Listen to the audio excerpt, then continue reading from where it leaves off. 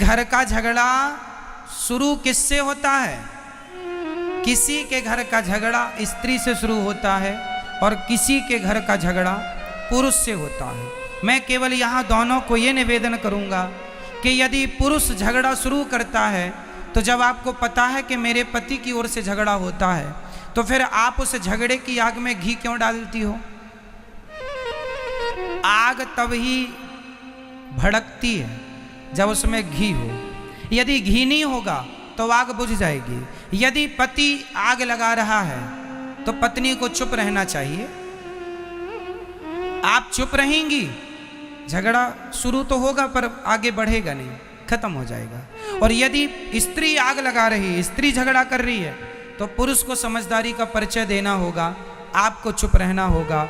यदि गृहस्थी को बचाना है तो दो में से एक को समझदार होना ही पड़ेगा। दोनों मूर्ख हुए तब तो गृहस्थी चल ही नहीं सकती। चलेगी बताइए? इसलिए दो में एक को समझदार होना चाहिए। इसलिए या स्त्री समझदारी का परिचय दे या पुरुष समझदारी का परिचय दे। ज्यादा बोलने से विवाद होता है। गृहस्थों में आप बहुत गंभीरता से विचार करेंगे तो आप इस नतीजे पर पहुंचेंगे कि ज्यादा बोलने से विवाद होता है। ज्यादा ना बोला करिए और रिश्तेदारों से भी ज्यादा बातें ना किया करिए। और एक चीज और बताऊं, पति और पत्नी दोनों को अपने घर का भेद कितना भी खासम खास हो, कोई हो, तुम्हारा अपना ही क्यों ना हो, घर के भेद कभी किसी से नहीं कहने चाहिए। घर की बातें, आजकल स्त्रियां पति पत्नी में जरा सा विवाद हुआ जाके पड़ोसन से कह आती हो, तुम तो कल पति पत्नी मिलके एक हो जाओगी, पर पड़ोसन को तो तुम्हारी औकात पता चल ही गई ना। वो तो सदा ताने, अरे हमसे ना ज्यादा झाड़ो, हम जानते तुम्हारे पति को, हम जानते हैं तुम्हें, तुमने क्योंकि बोल दिया था। सारे घरों में झगड़े होते हैं, हर घर में।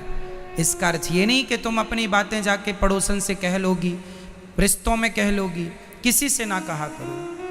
अपनी घर की बातें घर के आप लोग अपनी समझदारी से अपने रिश्तों को ठीक करिए।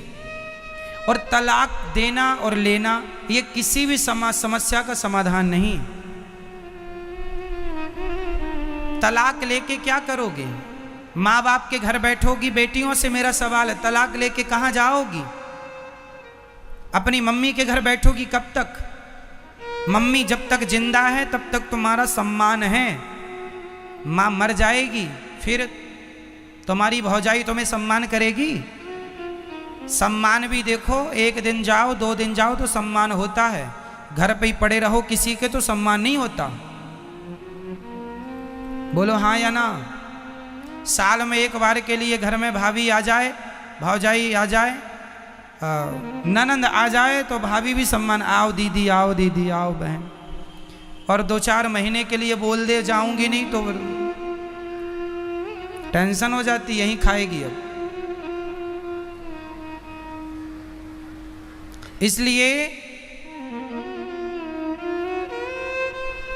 मैया बाद में लड़ लेना अपनी भौजाई से। अभी सुन लो, केवल कुल मिला के बात यह है, मैं सारी यहाँ बेटियों से बात करना चाहता हूँ, बहुओं से। कई बार बहुएं अपनी माँ के कहने से अपने पति को छोड़ देती हैं। माँ ने कहा तेरी ससुराल अच्छी नहीं है, पति लड़ता रहता, आजा, हम जिंदा हैं, हम तेरा पेट भरेंगे। ये मम्मियों को पता नहीं कब अक्ल आएगी। बेटियां बताओ, आपसे सवाल है, बेटी अपने पति के साथ सुखी रह सकती है कि अपनी माँ के साथ? ज्यादा सुख उसे माँ दे सकती है या उसका पति? जोर से। एक स्त्री का माँ के साथ रहना उचित है या खुद के पति के साथ रहना जायज है? कहाँ रहना चाहिए? बोलो मेरी माँ। अरे सिर ना हिलाओ, बोलो मेरी माँ। किसके साथ? नहीं निकल रही आवाज। किसके साथ? मां के साथ, पति के साथ। हर स्त्री की भलाई पति के साथ रहने में है, ना कि मां के साथ रहने में। तुम पति को छोड़ के मां के साथ, तुम्हें ज्यादा अपनी मां की गर्मी है ना कि मेरी मां, मेरे मायके में तो सब कुछ है। हम कोई भीख थोड़ी मांगते थे, हम तो 56 भोग खाते थे। तो तुम्हें भी 56 भोग तब तक ही मिलेंगे जब तक मां जिंदा है। मां मर जाएगी, कुत्तों सी जिंदगी जीना पड़ेगा। हाँ या ना? फिर इसलिए अपनी भलाई चाहती हो तो अपने पति की बात मानो, अपनी मां की नहीं। जिन जिन बेटियों ने अपनी मां की बात मानी, शादी के बाद उनका घर उजड़ा है। शादी के बाद लड़की को अपने पति की बात माननी चाहिए। यदि अपने माँ बाप की बात मानेगी तो मैं लिख के दे दूंगा स्टाम्प पेपर में, जो लड़की अपने माँ बाप की बात मानेगी उसका घर कभी बस ही नहीं सकता, चाहे वो कितनी भी समझदार क्यों ना हो। माँ बाप के हिसाब से घरों में बाग नहीं लगेगा, आग लगेगी। इसका एक जीता जागता मैं उदाहरण दे सकता हूं आपको, कहो तो दे दूं? दे दूं? तो सुनो, ये कथा मैंने एक दिन सुनाई थी, पर इस मुद्दे पर नहीं सुनाई, इसलिए इस मुद्दे पर दोहरा देता हूं। महाभारत का युद्ध एक लड़की के पिता के कारण हुआ है। कौन है वो लड़की और कौन है वो पिता? सुन लो। महाराज शांतनु मत्स्यगंधा पर मोहित हो गए।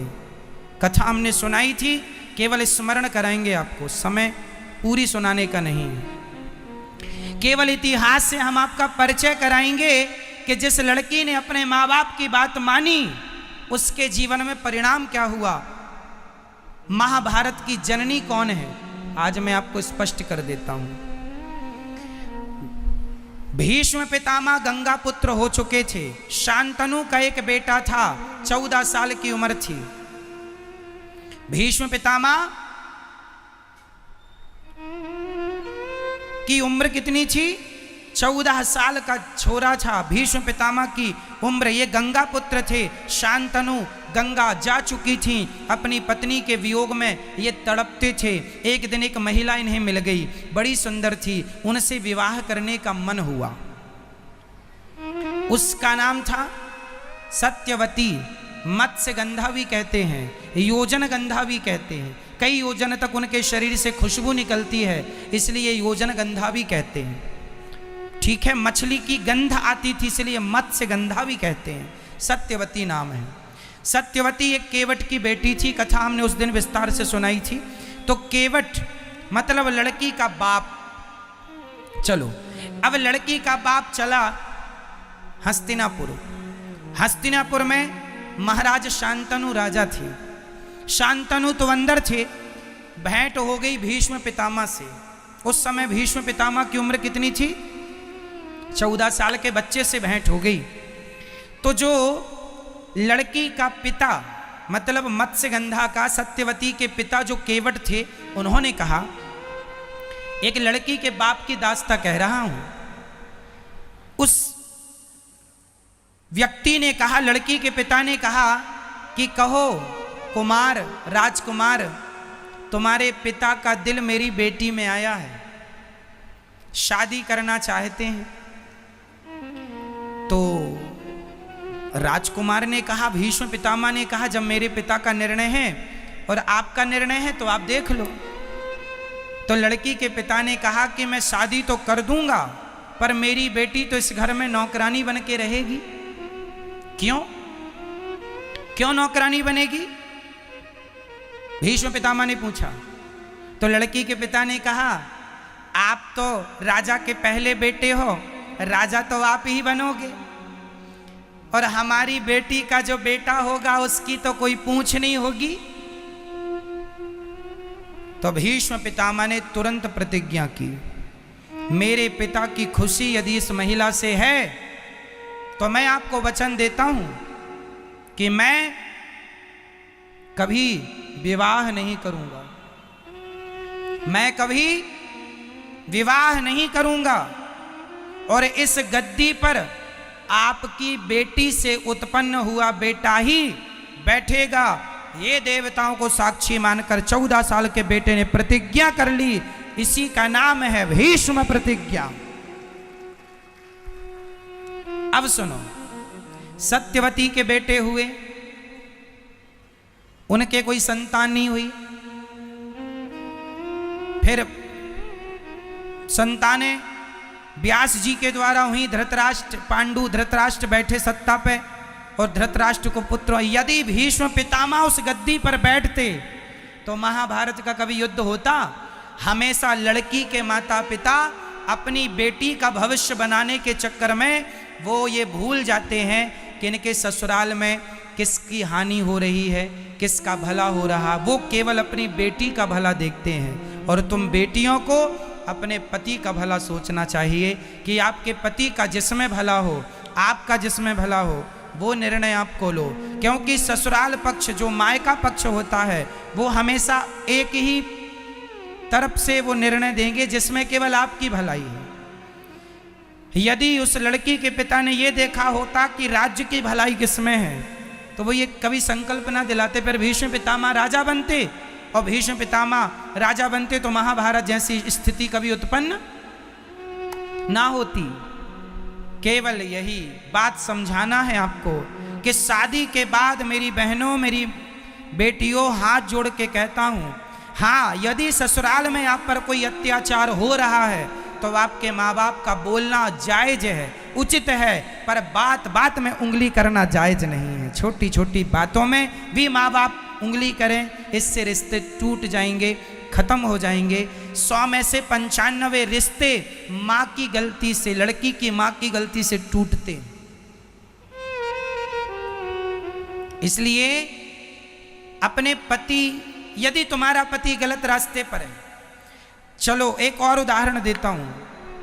यदि आपका पति किसी और महिला के चक्कर में पड़ गया तो आप क्या करेंगी? भगवान करे कि आपके साथ ऐसा कभी ना हो, पर यदि हुआ तो आप क्या करेंगे? यदि आपको पता चल गया कि मेरा पति तो किसी दूसरी महिला के चक्कर में है, उससे बात करता है, उसके संग उठता बैठता है, जब आपको पता चलेगा आप क्या करती हैं?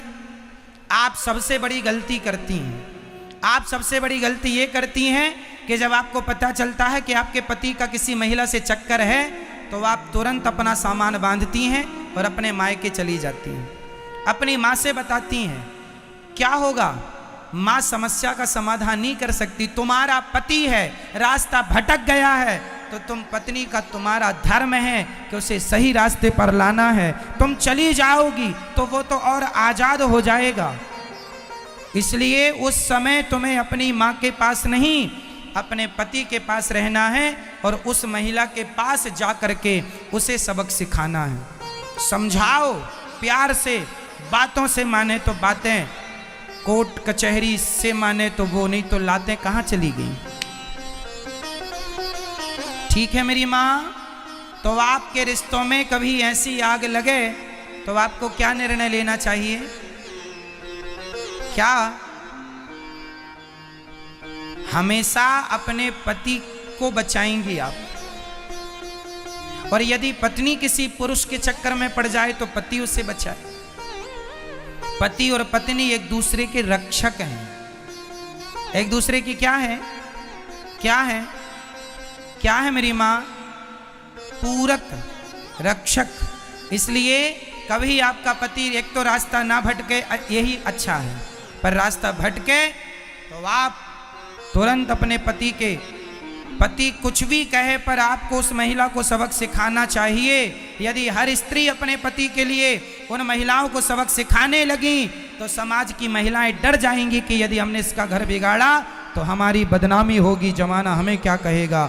आप तो गलती ये करती हैं कि आप उठाए झोला मायके चली गई, यहाँ पति उसके संग मौज करता रहा और तुमने तलाक ले लिया, तलाक लेके घर बैठ गई। इससे तुम्हें क्या मिला?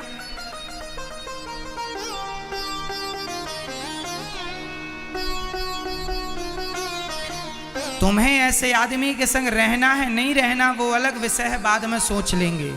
पर अभी तो उसे वो आज के ज़माने में न मैया कुछ स्त्रियां ये धंधा करती हैं पुरुषों को फंसाने का। हो सकता है तुम्हारा पति भी उसका शिकार हो चुका हो।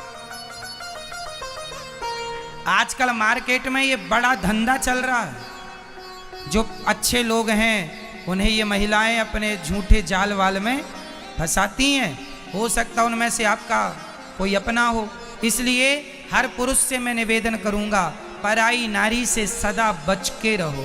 पराई नारी कभी तुम्हारी सगी नहीं हो सकेगी। कभी ना पराई नारी सगी होगी, ना पराया पुरुष सगा होगा। अपनी पत्नी और अपने पति में ही विश्वास करना सीखो। यदि तुमने किसी और के आंसुओं पे चले गए तुम्हारा सर्वनाश हो जाएगा। कुछ महिलाएं कैसे फंसाती हैं। एक महिला एक पुरुष के पास आई, रोने लगी, हमारा पति हमें बहुत मारता है। तो पुरुषों की तो दया बड़ी होती है। अच्छा बहुत मारता, आओ हमारे पास बैठो, कॉफी पियो, चाय पियो। अब वो नारी ने क्या किया, इसे कॉफी चाय पीते पीते ये उसके संग रहने लगा। बड़ा वो रोए कि हमारा मारता, हमें तो प्यार ही नहीं करता। तो ये बैठा सबका ठेका लेके कि मैं करूंगा तेरे से प्यार, अब तेरा पति तो करता नहीं है। और ये इस चक्कर में बेचारा बड़ा दयालु बन रहा, अपना विनाश कर रहा। इसकी पत्नी को पता चला, इसने देख लिया कि ये तो दूसरी महिला के संग बैठा है। तो इसकी पत्नी ने तुरंत कहा, कौन है ये? बोलता है मैंने बड़ा धर्म किया है, बड़ा पुण्य किया है। कौन सा पुण्य कर दिया तुमने?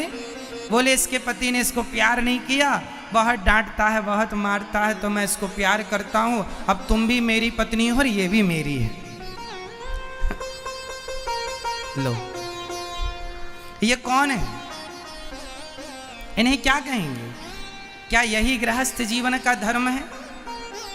रोते हुए की मदद करना अच्छी बात है।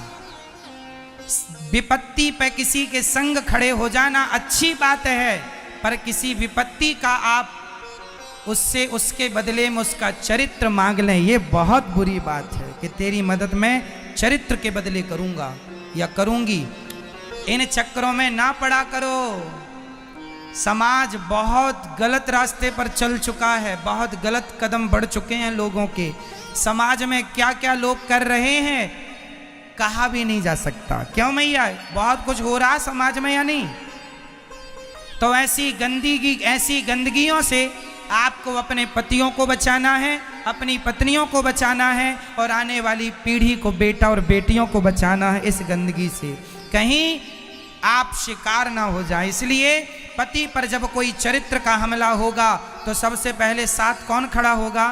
पत्नी। और पत्नी के संग पति, और एक दूसरे के चरित्र की रक्षा करो, एक दूसरे के काम आओ और प्रेम से गृहस्थी निभाओ। एक दूसरे से प्रेम करो। पत्नी पति से प्रेम करे, पति पत्नी से प्रेम करे। जैसे हमारे राम सीता से प्रेम करते हैं और सीता राम से प्रेम करती हैं, और दोनों से प्रेम हो और दोनों पति पत्नी मिलकर दोनों भगवान से प्रेम कीजिए। यही सदगृहस्थ है, यही गृहस्थी है मेरी माँ। मैया समझ में आई बात?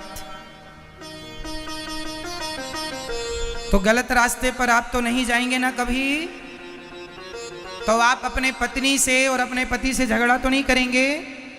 मैया आप लोग अपने पतियों से प्यार करती हो कि नहीं? बोलो हाँ या ना, बोलो हाँ या ना। करते हैं मैया? हाँ करते। तो आपका पति आपसे प्यार करता है कि नहीं? चलो आप तो करती हो अपने पति से, पति करता है कि नहीं? नहीं, कभी तो आई लव यू का ही होगा उसने, नहीं कहा कभी? मैया पति ने कभी आई लव यू कहा? नहीं कहा। अरे राम राम राम राम। कहते रहते हैं पर ये मानती नहीं है मैया। आपके पति भी आपसे बहुत प्यार करते हैं। अच्छा, पत्नियों को यही लगता है कि हम प्यार कर रही हैं अपने पति से, हमारा पति तो करते नहीं प्यार। 100 में से 95 पत्नियों को यही लगता कि हमारा पति हमसे प्यार नहीं करता। अब पति बेचारा क्या छाती फाड़ के दिखा दे कि हम तुमसे प्यार करते हैं? कह ही तो सकता है, छाती तो ना तुम फाड़ सकती हो ना पति फाड़ सकता है। तो इसलिए मेरी माँ, यदि आपका पति आपसे प्यार करता है तो निश्चित जहाँ प्रेम अधिक होता है ना, यदि हम आपसे प्रेम करते हैं तो हम आपको डांट भी सकते हैं। बोलो हाँ या ना? हम आपसे प्रेम करेंगे तो हम आपको डांट भी सकते हैं, प्रेम नहीं करेंगे तो हम आपको नहीं डांट सकते। आपका पति आपको डांटा करे तो बात बात में गुस्सा ना हुआ करो कि डांटते रहते हैं। जहाँ प्रेम ज़्यादा है, जिससे प्रेम करेगा उसी को डांटेगा, उसी को डांटता है। आप भी डांट सकते हैं, वो भी डांट सकता है। यही गृहस्थी है। वो कुछ कहें तो तुम चुप रहा करो, तुम कुछ कहो तो वो चुप रहें। यही समझदारी है गृहस्थी की। और ऐसे से रिश्ते चलते हैं। आप जरा जरा सी बातों में झोला उठा के मायके चली गई, आप जरा जरा सी बातों में आपने बोलना। अच्छा, पति पत्नी में कितनी भी लड़ाई हो जाए, पर आप लोग बोल चाल बंद मत करना, क्योंकि बोल चाल बंद होते ही सुलह के सारे दरवाजे बंद हो जाते हैं। सुलह के दरवाजे बंद हो गए क्योंकि बोल चाल बंद हो गया। कई पति पत्नी जरा सा लड़े, बोल चाल बंद, बोलेंगे नहीं, डे बोले टुप्पी टाप। बोला करो, कितना भी लड़ाई झगड़ा हो पर बोलना। ना तो सास से बोलना बंद करना, ना पति से, ना किसी से। सारे रिश्तों को निभाना है और छोटी छोटी बातों में ध्यान नहीं देना। पति कुछ कह दे, कोई बात नहीं, कह दिया, गुस्से में कुछ हमने कह दिया, हमें आज गुस्सा था, हमें गुस्सा था बहुत ज़्यादा, कोई काम को लेके कोई टेंशन थी, गुस्सा था, सारा गुस्सा पत्नी पे उड़ेल दिया। पत्नी को भी थोड़ा समझदार होना चाहिए, जरा जरा सी बात पे ना करे। आज गुस्सा, रोज़ तो गुस्सा नहीं करता, कभी तो प्यार भी करता होगा। तो बस इंतज़ार करो। हर समय सूर्य गर्म नहीं होता, शाम को ठंडा हो जाता है, सुबह भी ठंडा होता, बस दोपहर में गर्म रहता है। तो दोपहर में आप लोग भी सड़क में नहीं निकलते, घर में रहते हैं। तो जब पति गर्म है, माइंड गर्म है, खोपड़ी गर्म है, थोड़ा आप दूर रहो, अपने कमरे में घुसे रहो, वो जो करे करने दो, चिल्लाए चीखे जो करे, थोड़ा शांत होने दो माहौल, फिर तुम बात कर लेना। अब वो गर्म है, वो गालियां दे रहा और आपने भी शुरू कर दी, मैं जा रही हूं अच्छा मायके, रह लेना मेरे बिना। ऐसे में तो आग लगेगी, कभी बुझेगी नहीं। मैया, हम गलत कह रहे हैं क्या मेरी माँ? नहीं, तो फिर आप करोगी ना, जो बात कह रहे हैं उसका पालन करोगी ना? ठीक है। तो पति कुछ बोलेंगे तो आप क्या करेंगी? डे बोले हम चुप्पी टाप रहेंगे। चुप्पी टाप रहना मेरी माँ। ये मैया से पूछो क्या रहेंगी ये? चुप्पी टाप रहना मेरी माँ। और पतियों से प्रार्थना है कि नारियों का सम्मान किया करो। यदि आपकी पत्नी आपको परमेश्वर मानती है, भगवान मानती है, तो पुरुष का भी कर्तव्य है कि वो अपनी नारी को हमेशा लक्ष्मी मान के उसका सम्मान करे, देवी मान के उसका आदर करे, और कभी अपनी पत्नी के लिए अपशब्द ना कहे, उसे गालियां ना दे। ये पति की समझदारी है। हर पुरुष को चाहिए कि वो नारी जात का सम्मान करे। हर नारी को चाहिए पुरुष का आदर करे। बस प्यार दो, सम्मान दो और सम्मान लो। ठीक है मेरी माँ? चलो, तो भगवान गोपियों को समझाते हैं पति की सेवा करना है और पति के साथ रहना है सारी जिंदगी, खुश रहना है, प्रसन्न रहना है। रिश्तों की अहमियत को समझो, रिश्तों को निभाओ।